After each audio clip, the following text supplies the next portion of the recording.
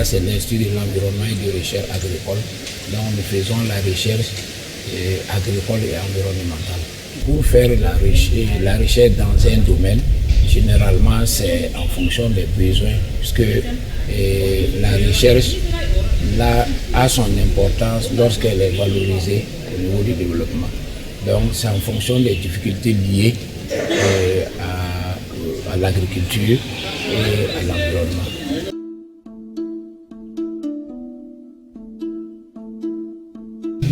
Disons la création de variétés à court rendement. En ce qui concerne la création de variétés, je vais surtout parler du maïs et du riz. Donc dans ce domaine, nous avons plusieurs variétés améliorées qui ont été créées. Au niveau du riz, on en a en tout cas presque une vingtaine, sinon plus.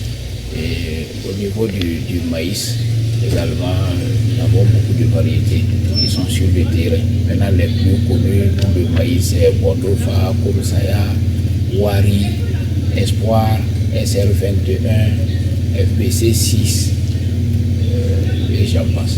Et au niveau du riz, nous avons FKR 64, que nous appelons thèse et qui est beaucoup plus utilisé.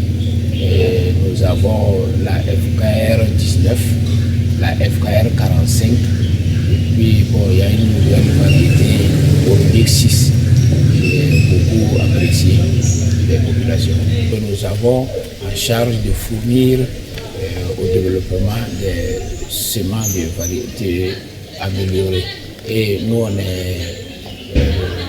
a l'obligation de mettre en place des semences que nous appelons des semences de base. Et à partir de ces semences, le producteur semencier multiplie pour avoir des semences certifiées et pouvoir mettre à disposition des producteurs pour améliorer les rendements. Parce que vous savez, rien que les semences améliorées, si les itinéraires techniques sont bien appliqués, nous améliorons nos rendements de près de 40%. Donc, et quand on regarde l'engouement, bon, c'est vrai que nous pensons que ce n'est pas assez, mais quand même, depuis un certain temps, on pense bien que ça commence à prendre. Nous avons deux sources de financement. Il y a des financements de l'État et puis des financements à partir des conventions que nous avons avec des partenaires techniques et financiers. La recherche coûte cher, donc l'État fait l'effort de mettre un certain nombre de moyens à notre disposition et le reste, c'est avec les partenaires techniques et financiers. Les chercheurs font beaucoup d'efforts pour aller vers des partenaires techniques et financiers, élaborer des projets de collaboration, et ainsi de suite. Donc ça nous permet quand même, un temps soit peu, de pouvoir mener nos recherches.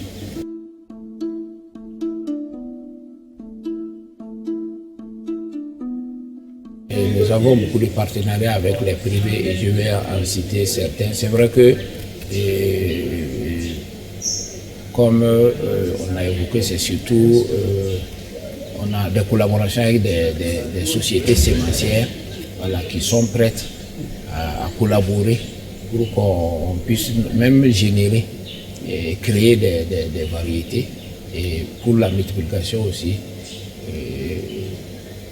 pour les besoins de la campagne. Et nous avons des firmes qui nous approchent pour évaluer certains produits, voilà, notamment les produits phytosanitaires et autres. Bon, les privés, à part les deux domaines dont je parlais tantôt, pour le moment, moi je pense qu'il y a encore quelque chose à faire dans ce domaine par rapport au privé. Voilà, quand les intérêts sont tout de suite perceptibles, voilà, les privés y vont. Comme je parlais tantôt des semences, des produits phytosanitaires, parce que les privés veulent évaluer ces produits-là pour pouvoir les mettre sur le marché. Donc, bon, ça fait partie du processus. Donc, ça les amène vraiment à s'intéresser.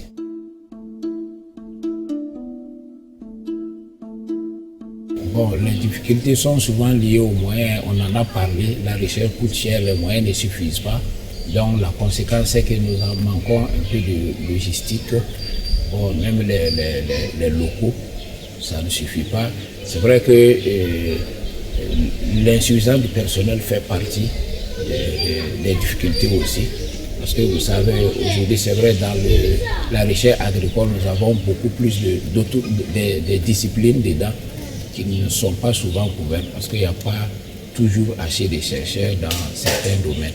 Donc ça aussi, c'est des difficultés. Nous sommes confrontés à un problème ici lié à l'occupation de notre domaine. Donc ça aussi, c'est l'une des grandes difficultés. Et la conséquence, c'est que malgré les efforts que nous faisons, souvent, il y a des vols, des dégâts dans nos essais. Et là, c'est pas du tout intéressant parce que le partenaire voit ça d'un mauvais œil.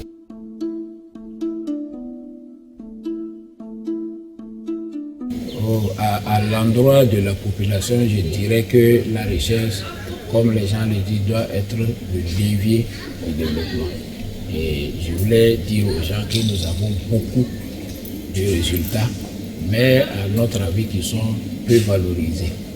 Voilà, parce que les gens ne recherchent pas, ne connaissent pas bien la recherche. Bon, les gens ne vont pas surtout vers la bonne information quand ils ont des difficultés. Donc on demande aux gens, dès qu'il y a des difficultés, nous sommes là pour ça, de venir vers nous pour voir si on n'a pas déjà des solutions à certaines difficultés. Et même si on n'en a pas, ça va faire l'objet d'évaluation, en tout cas de recherche.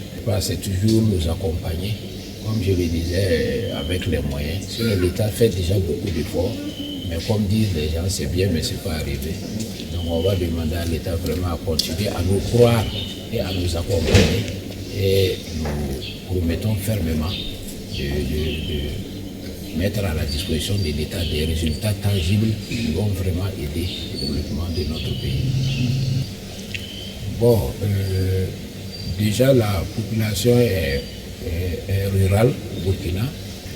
Et l'autre difficulté, c'est que la population ne sait pas surtout lire et écrire.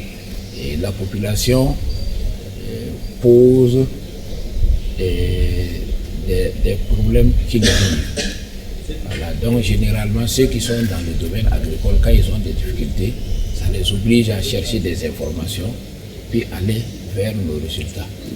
Mais sinon, de façon globale, je trouve qu'il y a encore une bonne partie qui ne sait vraiment pas ce que la recherche fait.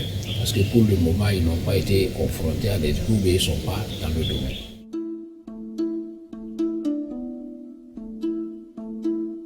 Bon, nous pensons que les résultats ne sont pas suffisamment valorisés malgré les dispositions que nous avons pour les diffuser. Parce que vous savez, au niveau du ministère, nous avons une structure qui est chargée de la valorisation des résultats de la recherche, l'ANBAR. Et au-delà, nous avons d'autres instances pendant lesquelles nous essayons de diffuser nos résultats, comme par exemple le FAIRCIT, les journées portes ouvertes et j'en passe. Et bon, même au moment des essais, nous avons d'autres dispositions comme les tests de démonstration, les visites commentées, les essais que nous mettons en place. Mais comme j'ai dit, ça commence à venir, mais ça ne suffit vraiment pas. Peut-être qu'il faut continuer dans ce sens-là. Et puis, en tout cas, avoir plus de communication sur nos résultats pour que ça atteigne le plus grand nombre.